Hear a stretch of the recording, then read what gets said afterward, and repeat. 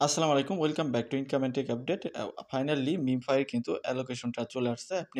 আপনি নিজস্ব অ্যালোকেশন এখান থেকে চেক করতে পারবেন এবং উইথড্রয়ালও ইনেবল হইছে বাট এটা OKX এ উইথড্র করা যাবে।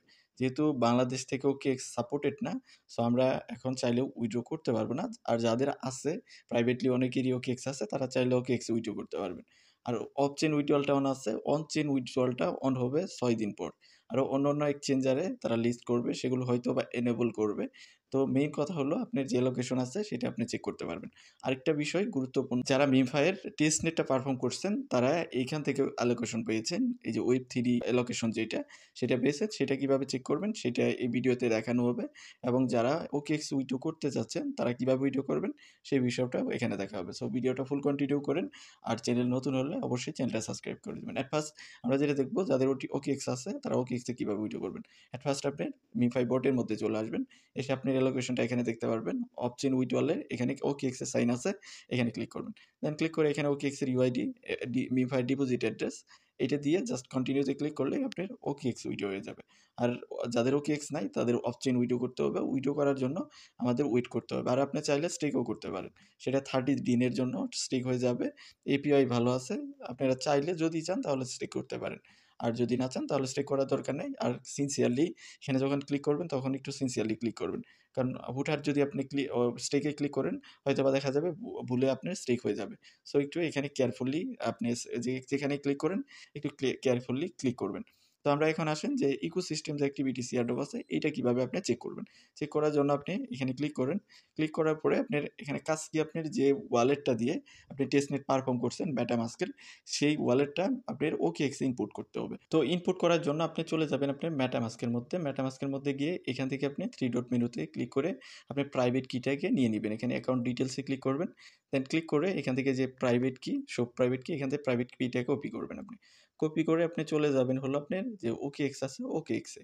OKX যে ওয়ালেটটা আছে, Web3 ওয়ালেট বা OKX অ্যাপটা আছে সেখানে চলে যাবেন। এই যে এক্সচেঞ্জারে না, Web3 যে ওয়ালেটটা আছে সেখানে আপনাকে চলে যেতে হবে। দেন OKX এর যে Web3 ওয়ালেট আছে সেখানে আসার পরে আপনি এখানে ক্লিক করবেন ওয়ালেট আইকনে। দেন অ্যাড ওয়ালেট এখানে ক্লিক করেন। ইম্পোর্ট ওয়ালেট এখানে ক্লিক করেন।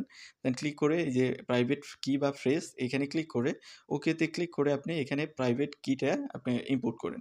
ইম্পোর্ট করে EVM অ্যাড্রেস দেখবেন উপরে লেখা থাকবে যে EVM অ্যাড্রেস, মানে EVM ওয়ালেট আপনি ক্রিয়েট করবেন। উপরে যেটা সেটা সিলেক্ট করে জাস্ট ক্রিয়েট এ ক্লিক করে ওয়ালেটটা ক্রিয়েট করে ফেলবেন বা ইম্পোর্ট করে ফেলবেন।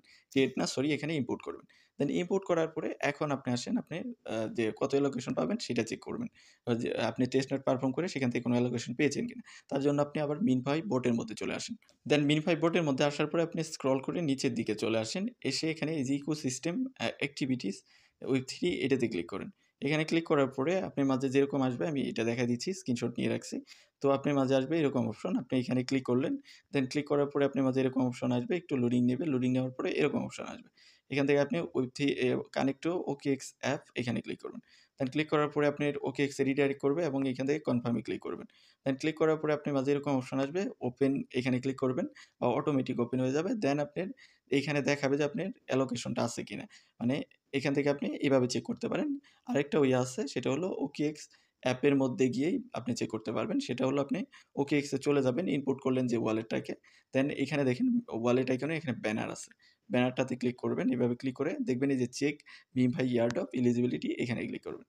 দেন এইখানে আসার পরে আপনি এইখানেও দেখতে পারবেন আপনার অ্যালোকেশনটা, এই যে ফ্রম আদার অ্যালোকেশন এ এই যে এইখানে দেখতে পারবেন যেখানে আমার 0 দেখাচ্ছে, এখানে আপনার আদার অ্যালোকেশনটা দেখতে পারবেন।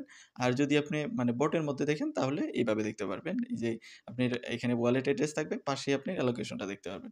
তো এইভাবেই খুব সিম্পলি আপনি টেস্টনেটে যদি পারফর্ম করে থাকেন তাহলে টেস্টনেটের অ্যালোকেশনটাও আপনি দেখতে পারবেন যে কত পেয়েছেন। টেস্টনেট থেকে অনেক মানে মোটামুটি ভালো পেয়েছে। বটের থেকে টেস্টনেট যারা ভালো করে পারফর্ম করছে তারা বেশি পেয়েছে। তো এই ছিল মোটামুটি বিষয়।